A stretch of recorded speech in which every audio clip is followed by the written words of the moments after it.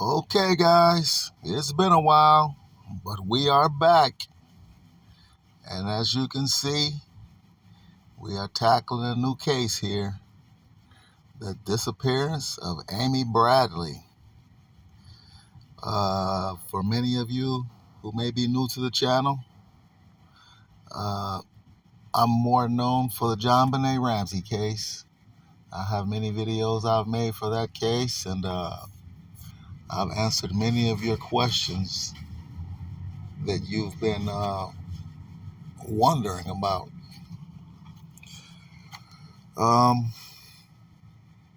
I may be getting back to more JonBenet videos, but hey, I mean, there isn't really much more to say. I mean, I've already answered, like I say, most of all your questions in all of my videos. So go check them out if you're interested in the JonBenet Ramsey case.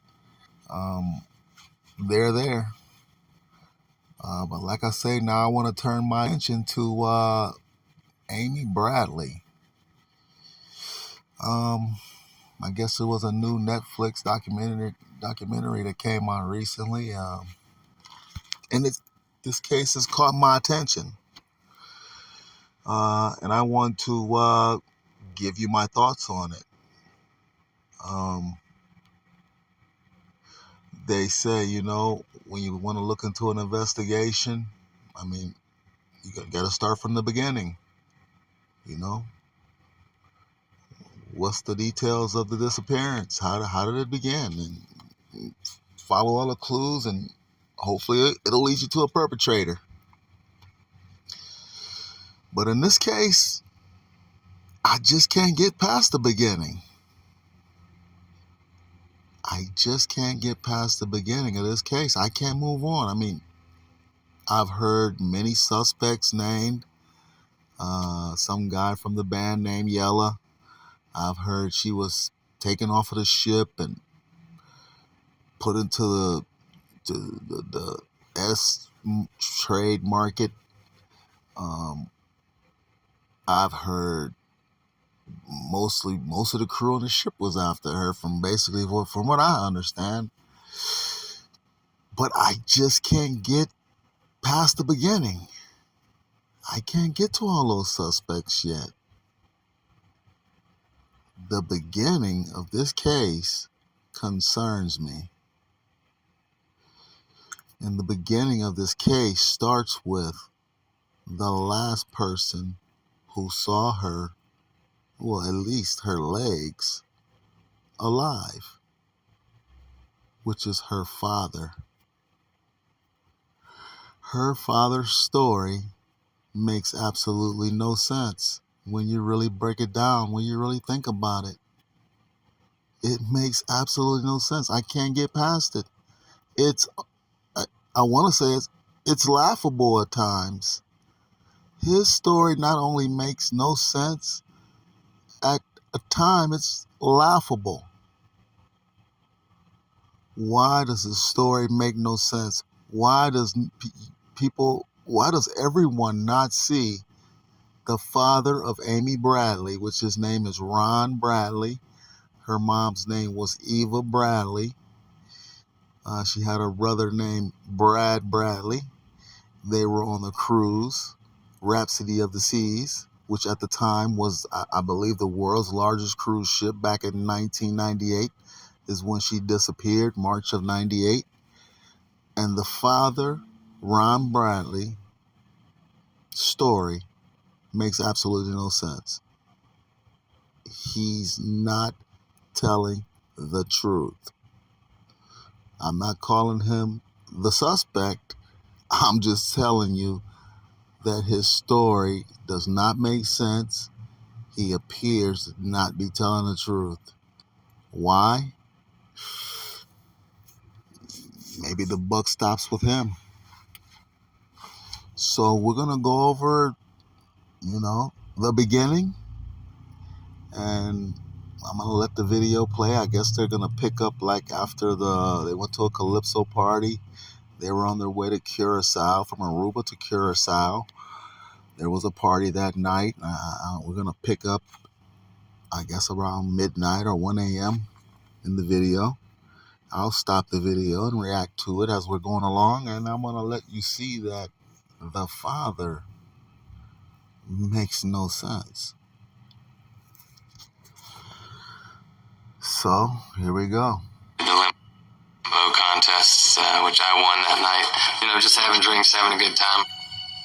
Around 1 a.m., the ship sets off for Curacao, a tiny island off the coast of Venezuela.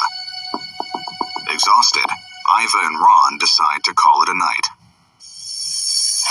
Amy and Brad head to the ship's 24-hour dance club to hear a performance by the house band. We're just dancing, having a good time, until I got back to the room, I think around 4 o'clock in the morning, and I was sitting outside on the balcony, and I think it was around 4:15 or 4:30 that she came in and joined me on the balcony. Shortly after that, Brad decides to call it a night. But Amy is still wide awake. She said she was going to stay out on the balcony and get some fresh air, so told her I loved her and went inside.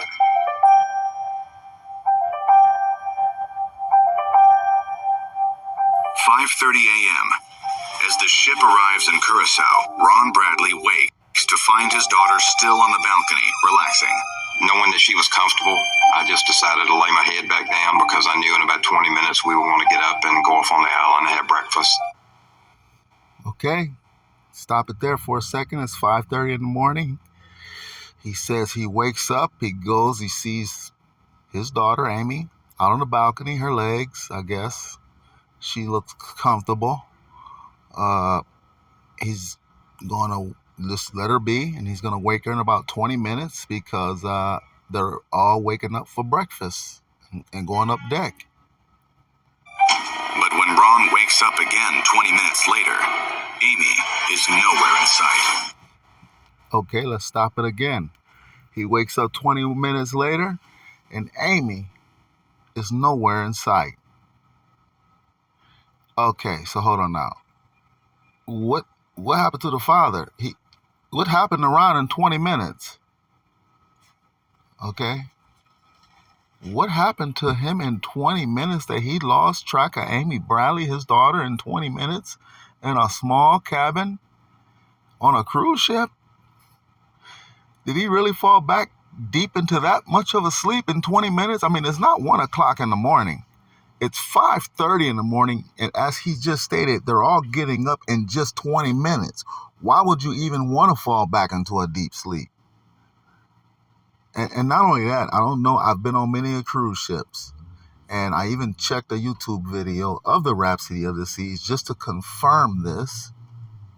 The doors on these cruise ships, okay, they're not like a doorknob. For those who've never been on a cruise ship, they're not like your normal doorknob, those round ones where you just turn them and you can make it turn really quietly. No, these doors on these cruise ships, I like to call them more like they are handles, but they have like a latching mechanism in there where they make noise even when you open the door. Just opening them, you're going to make a noise.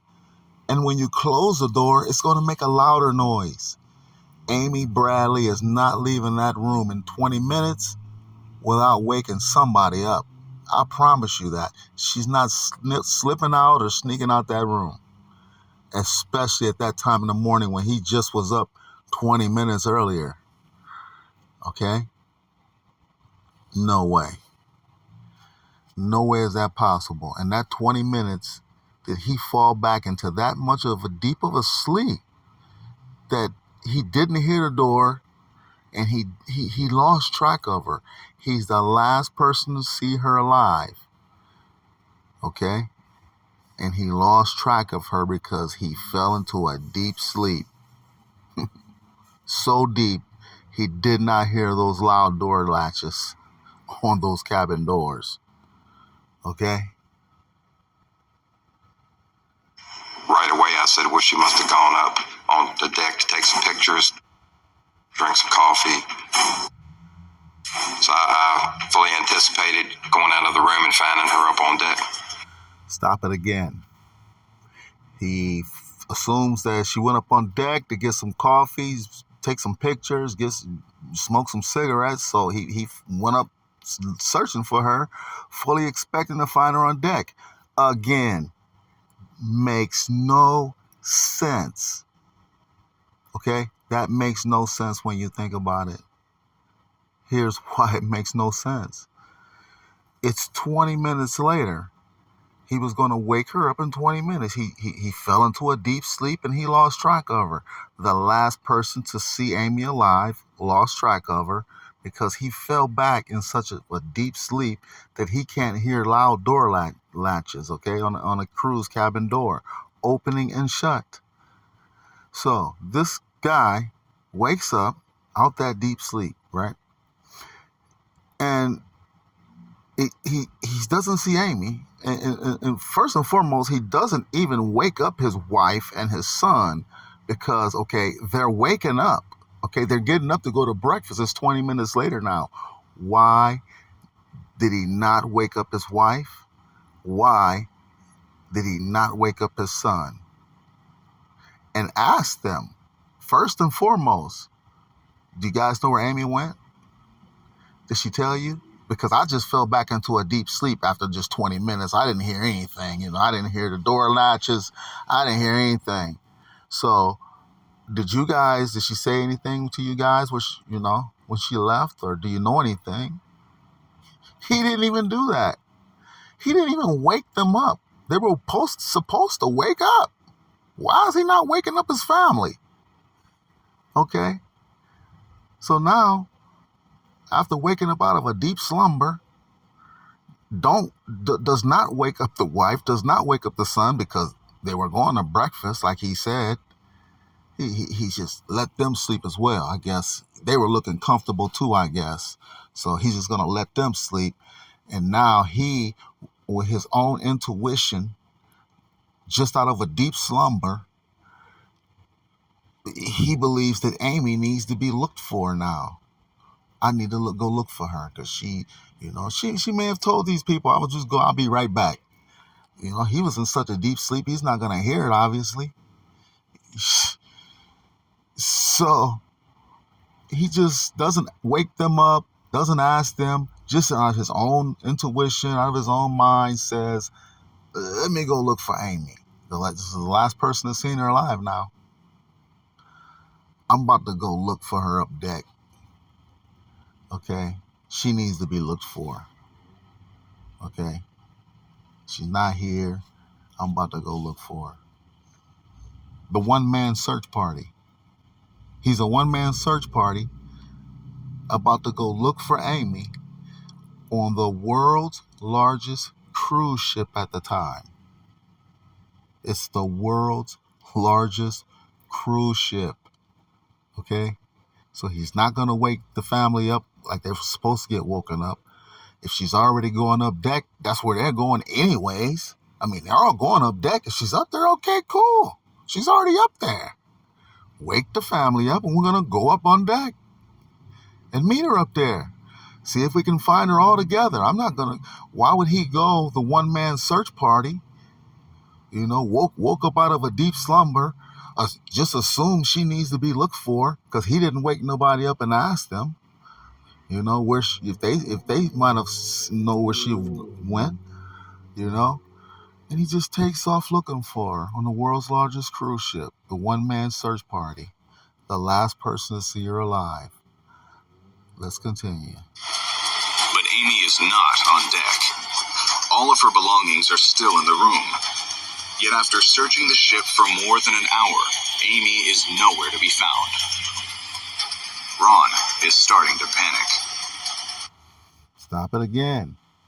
So the one-man search party, Ron, the father, the last person to see her alive, the guy who fell asleep in just 20 minutes into a deep slumber that he can't hear door latches opening and shutting on his cabin door and his daughter walking past him in just 20 minutes time span, wakes up, doesn't wake up the family like he's supposed to wake them up, like everybody's supposed to get up, and doesn't ask them, have you seen Amy? No, he just assumes she needs to be looked for, and I'm going to go be the one-man search party to go look for her. So he takes off. He's gone for an hour, he just said. Over an hour. Searched the whole ship. The world's largest ship by himself, with no help. And he returns to the room in a panic. Why is this man in a panic? He's a one-man search party. When he's coming up one elevator, she could be going down the other one. When he's walking on one side of the cruise ship, she could be walking the other way on the other side of the cruise ship. How does he know so much as a one-man search party with nobody's help? But he's coming back in a panic. Let's finish. Where in the world is she? And I came back and told my wife that I can't find Amy. You need to get up and help me look.